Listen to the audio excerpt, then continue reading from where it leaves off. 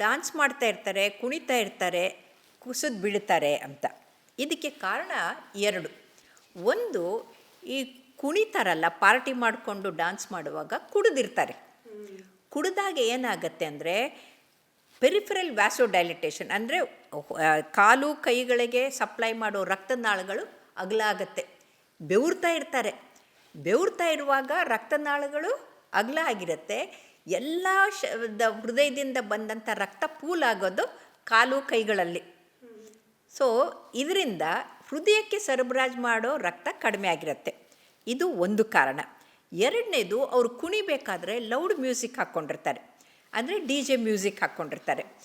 ಈ D J music ಹೇಗಿರುತ್ತೆ ಅಂತಂದರೆ 40-50 ಡೆಸಿಬಲ್ಲು ತಡ್ಕೋಬೋದು, ಕಿವಿ ಮುಚ್ಕೊಂಡು ಕೂತ್ಕೊಂಡಿರ್ಬೋದು. 80-90-110 ಡೆಸಿಬಲ್ವರೆಗೂ ಹೋಗಿರುತ್ತಲ್ಲ, ಆವಾಗ ನೀವು